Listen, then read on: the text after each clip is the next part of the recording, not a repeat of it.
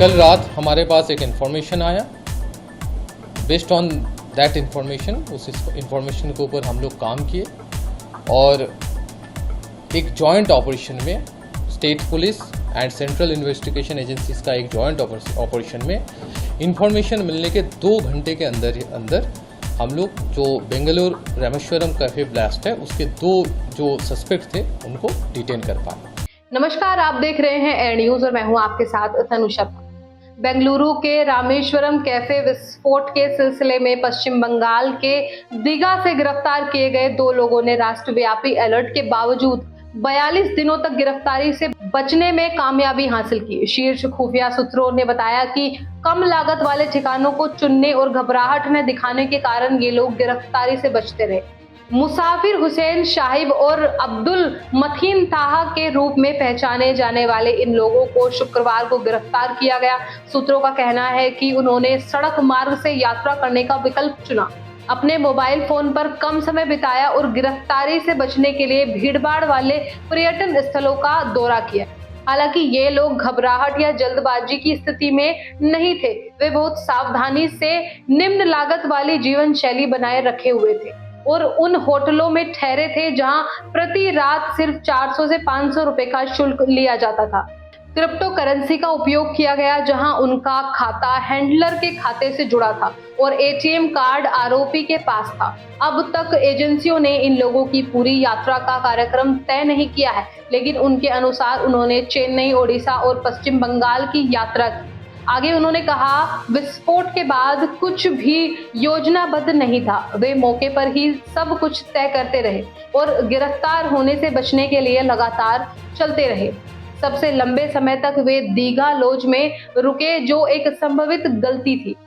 उन्होंने महाराष्ट्र, अधिवास, झारखंड, कर्नाटक और त्रिपुरा सहित सभी पहचानों का इस्तेमाल किया। उन्होंने स्थान की जनसांख्यिकी के अनुसार पटेल, दास और अग्रवाल जैसे उपनामों सहित सभी होटलों और लॉज के लिए अलग अलग फर्जी पहचान पत्र सुनिश्चित किए।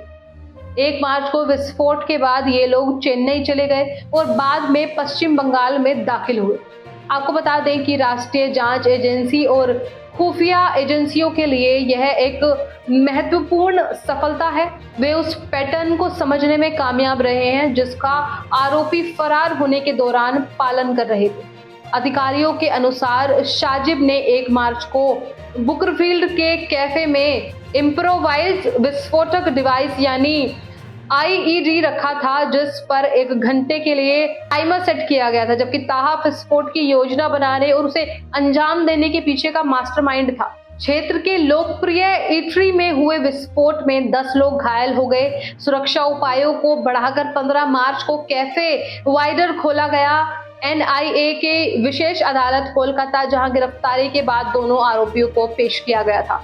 उन्होंने एजेंसी को 3 दिन की ट्रांजिट रिमांड दी है।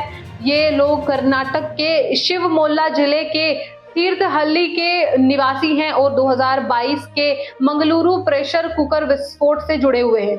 सूत्रों ने कहा, वे मोहम्मद शरीफ के करीबी दोस्त हैं जो मंगलुरु विस्फोट में शामिल थे। ऐसे में मुसाफिर हुसैन शाजिब और अब्दुल मतीन ताहा की गिरफ्तारी बेंगलुरु के रामेश्वरम कैफे विस्फोट की जांच में एक महत्वपूर्ण सफलता है। इस तथ्य की ओर इशारा करती है कि खुफिया और जांच एजेंसियां घरेलू आतंकवाद से निपटने में तेजी से कुशल होती जा रही हैं। हालांकि इस मामले में आरोपियों के भागने में सफल होने की यह भी पता चलता है कि सुरक्षा व्यवस्था में खामियां हैं, जिनका आतंकवादियों द्वारा फायदा उठाया जा सकता है। इस घटना से पता चलता है कि सुरक्षा एजेंसियों को अपनी निगरानी और ट्रैफिक क्षमताओं को और मजबूत करने की जरूरत है।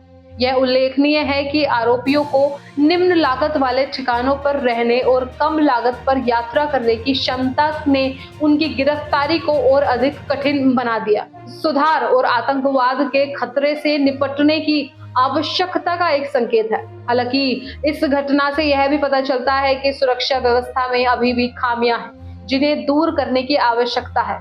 फिलहाल मैं तनु शर्मा आपसे विदा लेती हूँ, फिर मिलती हूँ एक नई अपडेट के साथ। तब तक के लिए आप देखते रहिए एयर न्यूज। नमस्कार।